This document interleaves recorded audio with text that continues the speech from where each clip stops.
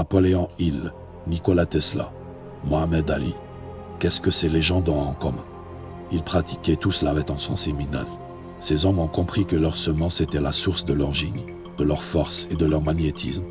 Aujourd'hui, je vais te révéler ce secret ancestral, comment ces grands hommes ont utilisé leur énergie sexuelle pour conquérir le monde, et comment toi aussi tu peux devenir une force de la nature. Mais attention, ce n'est pas ce que tu crois. Il ne s'agit pas simplement de s'abstenir, mais de canaliser cette énergie primordiale pour alimenter la créativité et la force de volonté.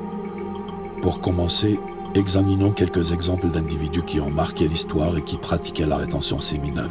Prenons le cas de Nikola Tesla, ce génie qui a révolutionné le monde de l'électricité. Tesla était connu pour son célibat et sa discipline de fer. Il disait lui-même que sa créativité et son énergie inépuisable provenaient de sa pratique de la rétention séminale. Il considérait que chaque perte de cette énergie était une perte de sa force vitale. Il préférait la canaliser dans ses inventions révolutionnaires. Mais Tesla n'est pas le seul. Le grand Mahatma Gandhi, figure emblématique de la non-violence et de la résistance pacifique, pratiquait lui aussi la rétention séminale. Il croyait fermement que cette discipline renforçait non seulement son corps mais aussi son esprit et sa volonté. Gandhi disait « C'est le contrôle sexuel qui est la chose la plus importante dans ma vie ». Cette maîtrise de soi lui a permis de mener une nation entière vers l'indépendance, armée uniquement de sa force morale. Et que dire de Mohamed Ali, le plus grand boxeur de tous les temps? Ali était connu pour s'abstenir de toute activité sexuelle pendant des semaines avant ses combats. Il croyait que cela lui donnait un avantage physique et mental sur ses adversaires. Cette discipline lui a permis de devenir une légende vivante, incarnant la force et la détermination. Maintenant, je sais ce que tu penses. Tu te dis peut-être que c'est contre nature, qu'un vrai homme doit assouvir ses désirs. C'est exactement ce que la société moderne veut te faire croire. On t'a vendu l'idée que la virilité se mesure en nombre de conquêtes, que le plaisir immédiat est la clé du bonheur. Mais réfléchis un instant, et si c'était l'inverse? Et si la vraie force masculine résidait dans la maîtrise de soi et dans la capacité à contrôler ses pulsions plutôt que de céder? C'est là que réside le véritable secret des grands hommes. Ils ont compris que leur énergie sexuelle était une force brute, un carburant puissant, et au lieu de la gaspiller dans des plaisirs éphémères, ils ont appris à la canaliser et à la transformer en une source inépuisable de créativité, de force et de détermination. Cette grandeur dont je te parle n'est pas qu'une métaphore. Elle se manifeste dans chaque cellule de ton corps. As-tu déjà ressenti cette énergie brute qui coule dans tes veines après plusieurs jours d'abstinence? C'est comme si ton corps devenait une centrale électrique prête à alimenter tes ambitions les plus folles. Écoute bien, la puissance de la rétention séminale réside aussi dans son impact sur tes hormones, en particulier la testostérone. Cette hormone est le moteur de ta masculinité. Elle influence ta force, ta motivation et ta confiance en toi. Quand tu finis fréquemment, tu sabotes littéralement ta production de testostérone. Voici ce qui se passe. Chaque finition provoque une augmentation des niveaux de prolactine. Cette hormone peut affecter temporairement les niveaux de testostérone et donc te plonge dans une période réfractaire où tu te sens mou, démotivé et sans énergie. En d'autres termes, cette sensation post-rapport où tu n'as plus envie de rien est souvent liée à la prolactine. À l'inverse, quand tu pratiques la rétention séminale, tu as plus de chances de maintenir des niveaux élevés de testostérone. Tu t'es sûrement souvent senti fatigué ou démotivé, comme si un voile épais assombrissait tes pensées et t'empêche d'atteindre ton plein potentiel. Eh bien, la rétention séminale peut aussi transformer ton état mental de manière significative. Écoute bien, l'éjaculation fréquente peut créer un véritable brouillard mental. Tu perds non seulement ton énergie physique, mais aussi ta clarté d'esprit. C'est comme si tu naviguais constamment dans un épais brouillard, incapable de voir clairement tes objectifs et de te concentrer sur tes tâches. Et la rétention séminale est peut-être ce qu'il te faut. Pourquoi? La réponse se trouve dans la chimie de ton cerveau. On a bien vu que la rétention séminale peut entraîner une augmentation des niveaux de testostérone. Mais ce que tu ignores peut-être, c'est l'impact potentiel que cette hormone a sur tes fonctions cognitives. La testostérone a été associée à une amélioration de la plasticité cérébrale et au renforcement des connexions neuronales. En clair, elle peut rendre ton cerveau plus performant et réactif.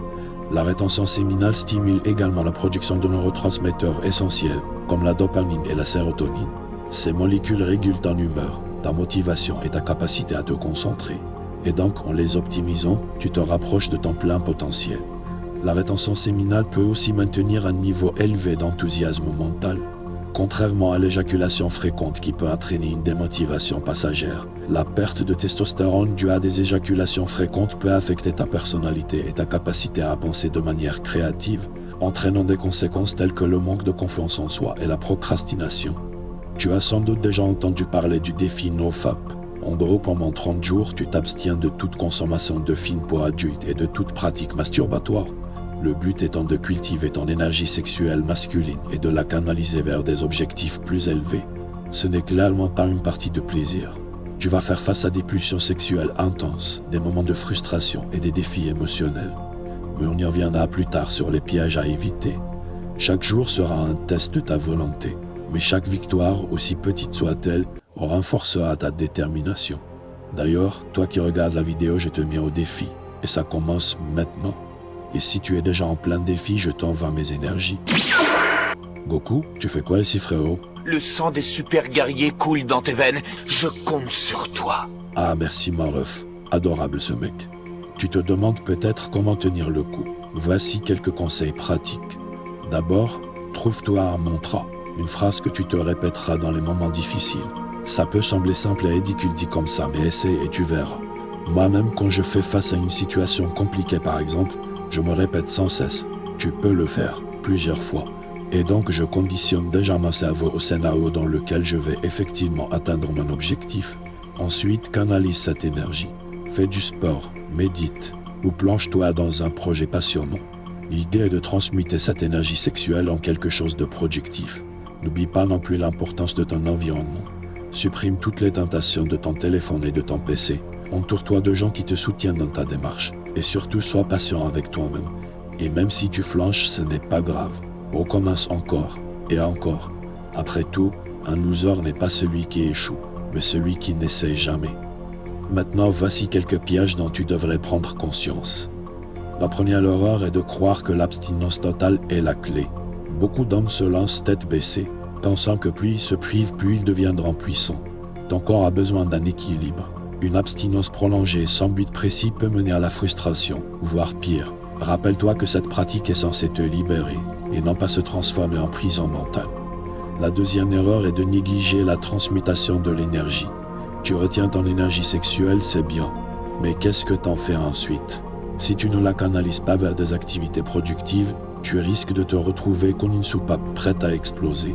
Cette énergie accumulée peut se transformer en anxiété, en comportement compulsif, voire en agressivité. Le but n'est pas de devenir irritable, obsédé par des pensées sexuelles ou incapable de te concentrer sur ton travail. Il faut donc apprendre à rediriger cette énergie vers des activités productives. Troisième erreur et pas des moindres, confondre rétention et suppression. Écoute bien, la rétention séminale n'est pas un combat contre ta sexualité, c'est un apprentissage de la maîtrise de soi. Si tu essaies de supprimer complètement tes désirs sexuels, tu cours à la catastrophe. Tu risques de développer des complexes, des blocages émotionnels, voire des dysfonctionnements sexuels. Je sais que certains d'entre vous seront sceptiques face à cette pratique. Après tout, on nous a toujours dit que l'éjaculation fréquente était saine et naturelle. Nous sommes tous humains et avons des besoins, mais il s'agit de trouver un équilibre entre ces besoins et le contrôle de soi pour préserver notre énergie et notre vitalité. Si tu as aimé cette vidéo, n'oublie pas de rejoindre la Shadow Squad en likant et t'abonnant à ma chaîne YouTube. Active les notifications pour ne manquer aucune de mes vidéos et reste fort. Ensemble, nous allons opérer dans l'ombre pour briller dans la lumière.